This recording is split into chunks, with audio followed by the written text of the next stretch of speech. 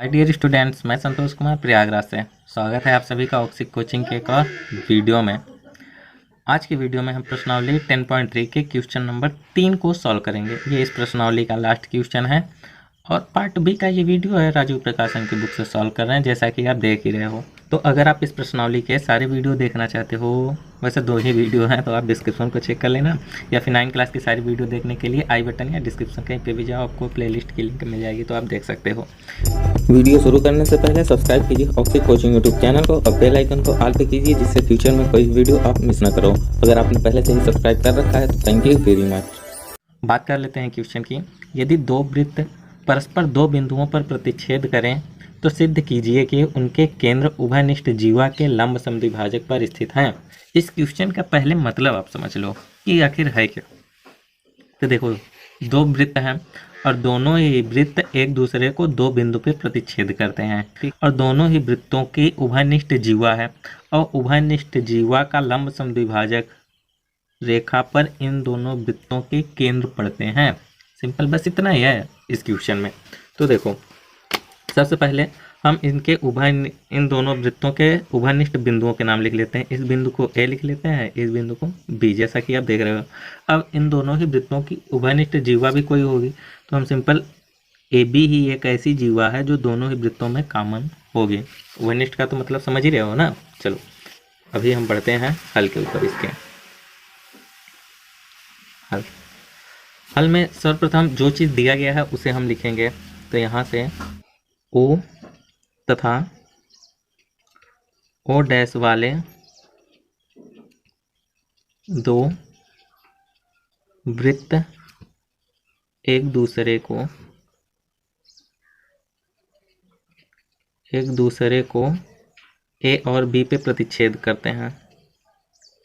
ए और बी पर प्रतिच्छेद करते हैं।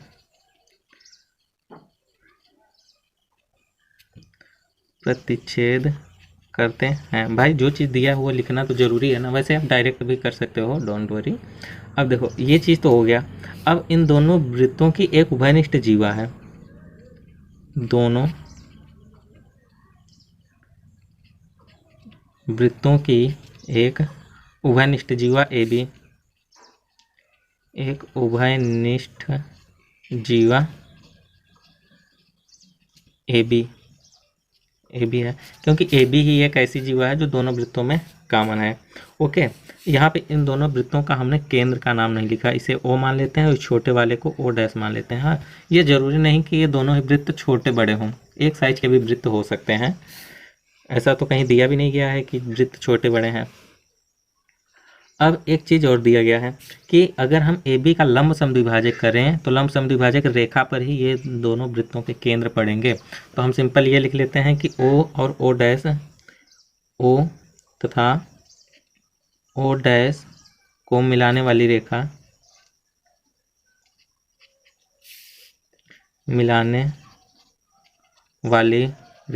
देखो, जब ओ और ए डैश को हम मिलाएंगे तो वो ए बी को कहीं ना कहीं तो काटेगी। तो जहाँ पे ये ए बी को काटेगी हम उस बिंदु को एम लिख देते हैं, ठीक है। इसे हम एम मान लेते हैं। रेखा ए बी को यम पर काटती है। इतना चीज़ तो हमें क्वेश्चन को पढ़ के पता चलता है, ठीक है। अब हमें सिद्ध क्या करना है, देखो सिंपल, यहाँ पे जो कोण है, देखो सबसे पहले क्या सिद्ध करना है कि ये जो ओ डैश वाली रेखा ये लंब है, ठीक है। वो ए बी पे लंब होनी चाहिए, तो हमें कोई भी एक एंगल 90 अंश का प्रूफ करना पड़ेगा, ठीक है। और साथ ही साथ हमें बी से यम तक की जो दूरी है वही यम से ए तक की दूरी इक्वल प्रूफ करनी पड़ेगी। मतलब कि ये जो यम है वो ए बी का मध्य बिंदु होना चाहिए। हमें 2 चीज़ सिद्ध करना है। पहला कि यम ए बी का मध्य बिंदु हो,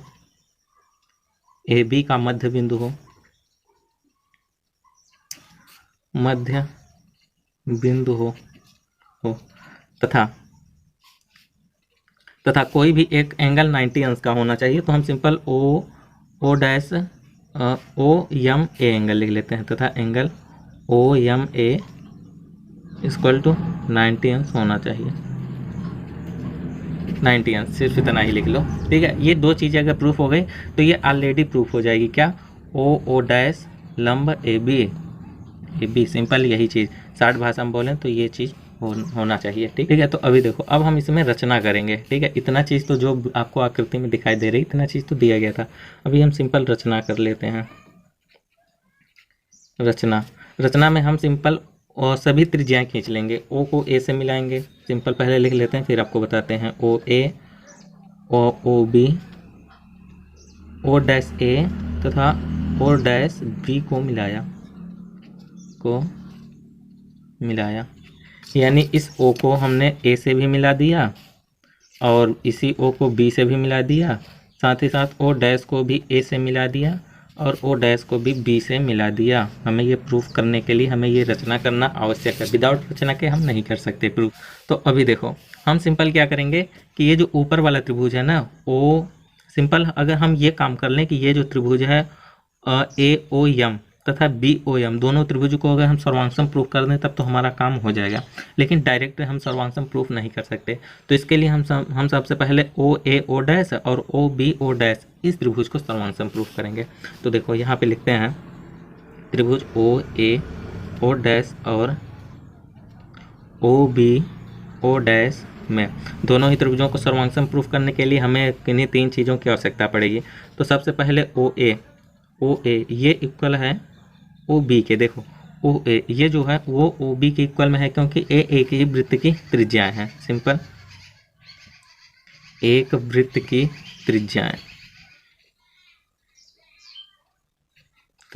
वैसे भी ओ ए जो है वो इस त्रिभुज का है और ओ बी जो भुजा है वो इस त्रिभुज की है। सिंपल अब जिस प्रकार ये सब बराबर होंगे इस तो ओ ए जो है ओ डैश ए जो है वो ओ डैश बी के भी बराबर है। सिंपल ये भी लिख लेते हैं ओ डैश ए ये इक्वल है ओ डैश बी के। सिंपल ये क्योंकि ये भी एक ही वृत्त की त्रिज्याएं हैं इसीलिए इक्वल है।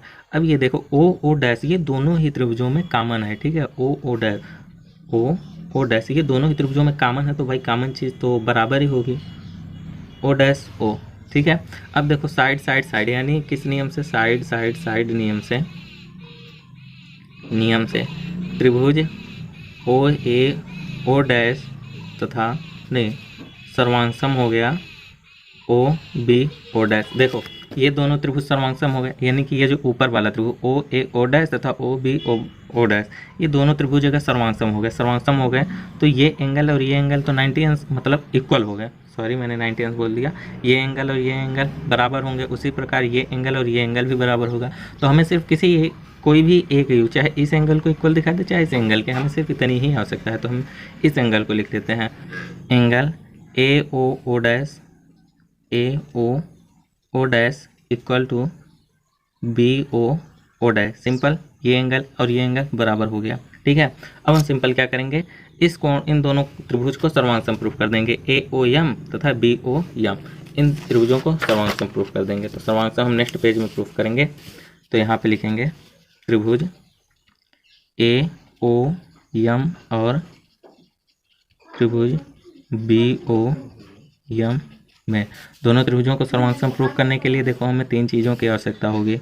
हम यहाँ पे लिख लेते हैं कि ये जो ए ओ है ये ए ओ है वो बी ओ के बराबर है। क्यों? एक ही वृत्त की त्रिज्या है भाई, एक ही वृत्त की त्रिज्या।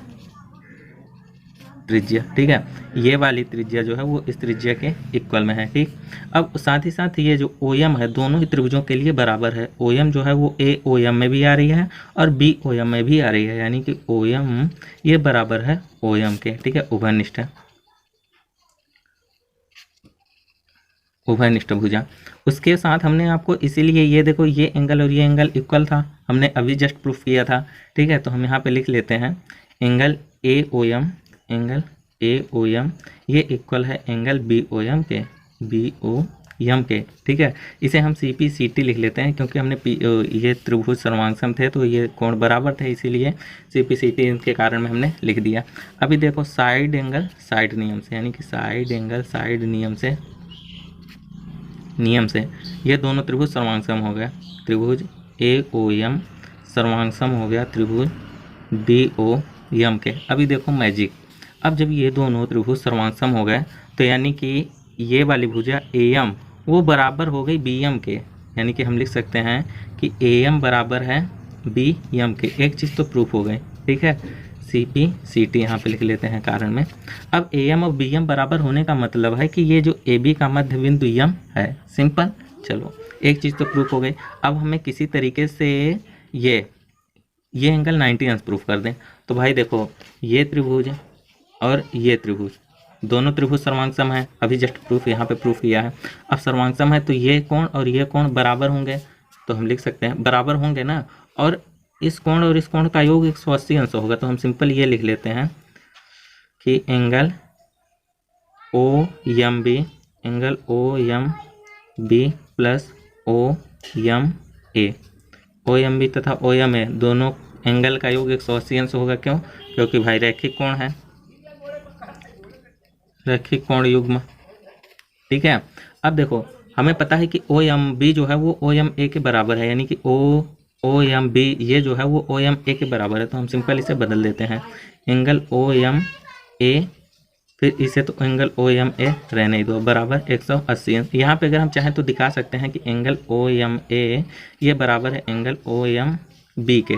ये भी CP CT का ना, क्योंकि भाई जब सर्वांगसम त्रिभुज है तो बराबर ही होगा, ठीक है। तो यहाँ से हमने ये चीज़ उठा के रख दिया, OMB के स्थान पे OMA रख दिया, सिंपल।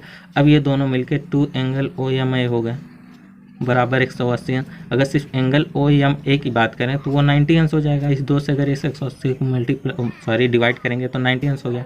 अब एंगल OMA 90 अंश है तो एंगल OMB भी तो 90 अंश होगा। वैसे हमें सिर्फ एक ही एंगल की आवश्यकता थी, कोई भी एक कोण 90 अंश प्रूफ कर दें तो हमारा काम हो जाएगा। तो देखो यहाँ पे हमने 90 अंश प्रूफ कर दिया। तो जो चीज़ प्रूफ हमें करना था तो यहाँ पे हमने प्रूफ कर दिया। हम आई होप कि वीडियो थोड़ा सा बड़ा बन गया, परंतु हमने आपको जो कुछ भी बताया आपको समझ में भी आ गया होगा। सो इसी के साथ ही वीडियो को अब समाप्त कर रहे हैं। अगर आपको अभी भी कहीं पे समझने में प्रॉब्लम हुई है तो कमेंट बॉक्स में ज़रूर बता देना, और अगर प्रॉब्लम नहीं हुई है तो यार वीडियो को लाइक करना तो बनता ही है ना, तो लाइक करके दोस्तों के साथ शेयर जरूर कर देना। सो समाप्त करते हैं आज की वीडियो को यहीं पर। मिलेंगे आपसे नेक्स्ट वीडियो में नेक्स्ट प्रश्नावली के क्वेश्चन को सॉल्व करते हुए। तब तक के लिए बाय बाय, टेक केयर, ख्याल रखना अपना, बाय बाय।